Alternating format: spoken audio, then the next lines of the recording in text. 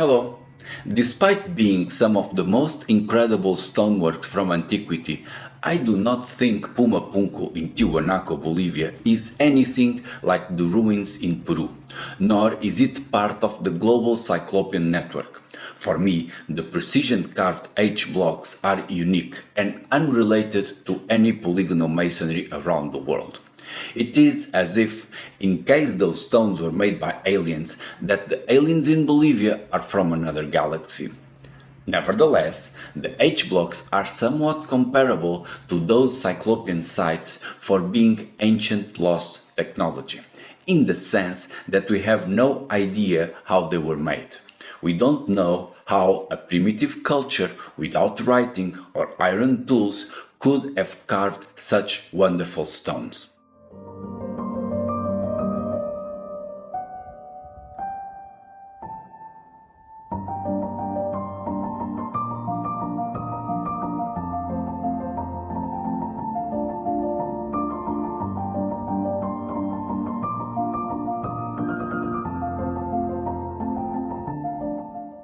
It is precisely for those two previous reasons, being unique and lost technology, that Puma Punku can provide insights on what was going on back then, not only in the Bolivian Altiplano, but also in other mysterious ancient sites, such as Cusco in Peru.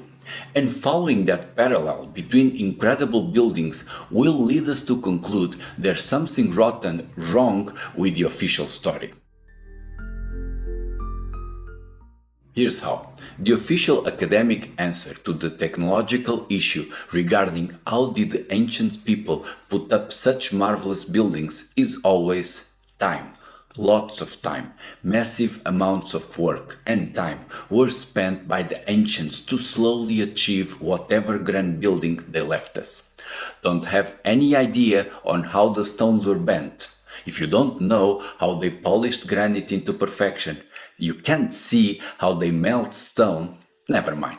All it took those savages was time to patiently rub the stones. If they had enough time, they could have done anything. So, how much time is a lot of time? Well, that's where the official historical timeline begins to get complicated.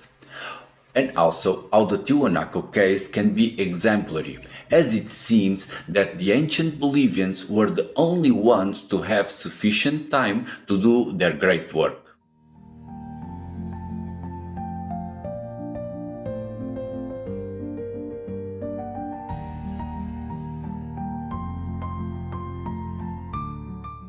Puma Punku is just one building, not even a large one, that is said to have been built in the 8th or 9th centuries AD. In a city that was the capital of an empire, for about 1,000 years. If we are looking for lots of time, Tiwanaku had as much, enough to binge-watch all of the Netflix catalog 250 times over, or, as they did not have television, to slowly polish the H-blocks. Where that long time needed falls short is in nearby Peru, especially when sticking with the official academic timeline. Repeating, if a lot of time is all it takes to make the incredible polygonal walls, then the Inca simply did not seem to have enough of that precious time to complete all the amazing works in Peru. A side note to mention that, for people thinking these stones are pre-apocalyptic, 12,000 years old or so, the extra time needed also works. Like this. If everything odd was built further back, before the flood, then centuries can become millennia, and there would be plenty of time to carve all the weird rocks laying around. Moving on with the comparison. The Tiwanaku Empire was, in area, as big as the Kingdom of Cusco.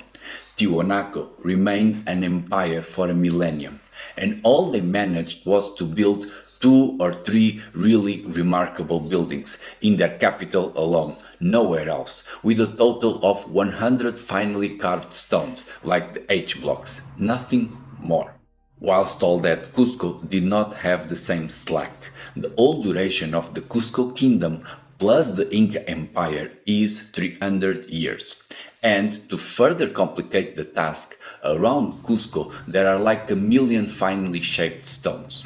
Worse even, by the time the Spanish arrived in Peru, the Inca were so damned by their civil war that they could not properly finish whatever buildings they had.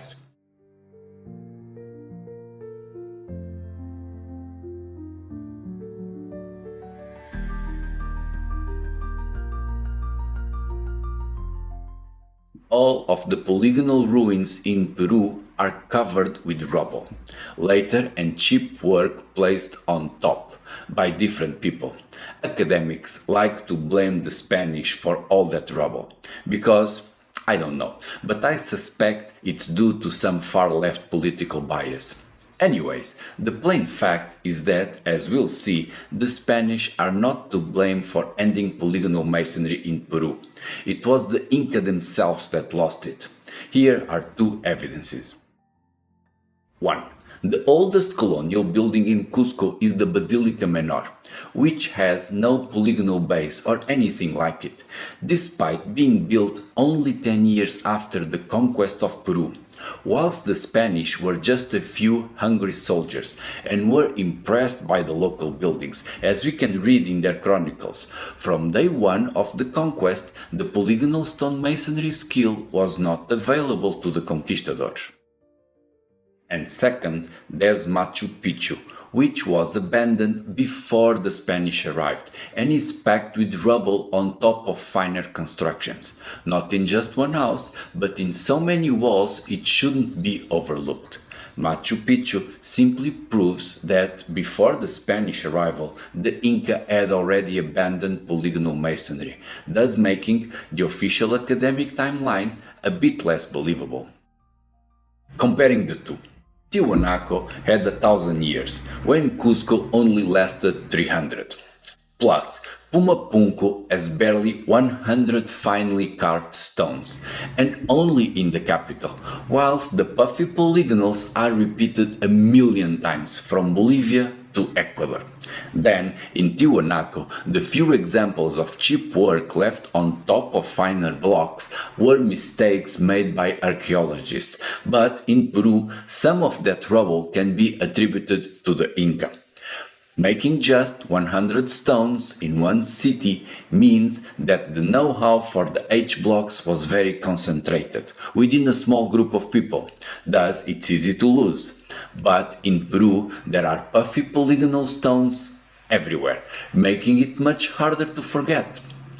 Finally, in Tiwanaku, their technology could have been lost during a 200-year gap since the city was abandoned until the Inca arrived in the region, whilst the Spanish conquistadors from their day one in Cusco could not use the lost technology to build a basilica.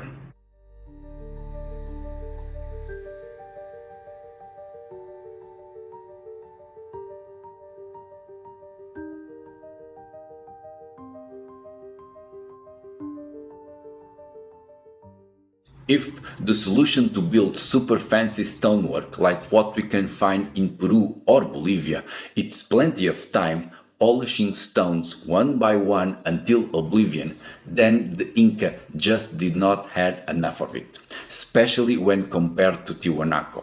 Then what is the alternative to this dilemma? More lost technology, probably. Let's see, if all those puffy stones around Cusco were made in a rush by a culture that could not keep it together long enough due to being engaged in endless wars, maybe they could have used some fast way to melt stone. Here comes the geopolymer, the ability to create look-alike rock out of cement that is poured into a shape. That hypothesis makes sense just from looking at the puffy stones and their curved joints. However, the geopolymer hypothesis does not make as much sense when considering the cheap work done in Machu Picchu. If the Inca could soften stone and build those fancy walls cheaply and in a rush, why were they unable to finish the buildings in Machu Picchu?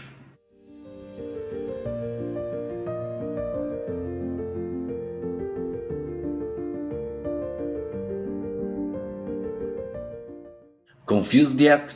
You'd better be. Only academics can be confidently wrong about the Inca timeline. Normal people see that with all things summed, nothing adds up. It is not just illogical to blame the Spanish for the demise of polygonal masonry whilst ignoring all the rubble in Machu Picchu, like it's naive to claim that millions of rocks were slowly polished into perfection, bang in the middle of devastating civil wars. However, these contradictions are ignored by scholars. At the same time, they shame any attempt to make sense of the existing evidence with alternative theories. Historians often complain that their work is devalued by the likes of Graham Hancock and other wild theory hunters. But in truth, academics are themselves to blame for their declining credibility, meaning, if the professionals are pushing an unreasonable timeline, why should amateurs abstain from engaging in more entertaining theories? Or, putting it simply, if the experts are so categorical in affirming BS, we may all be better off believing in aliens or cyclops. At least it's fun.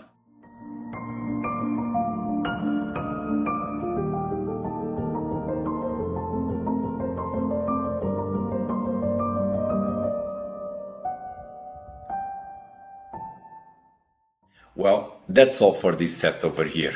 Next, I'll be moving home and won't be publishing anytime soon. These videos are like H-blocks to me, they take forever to polish. So, in the meantime, please keep an eye on the channel. See you around!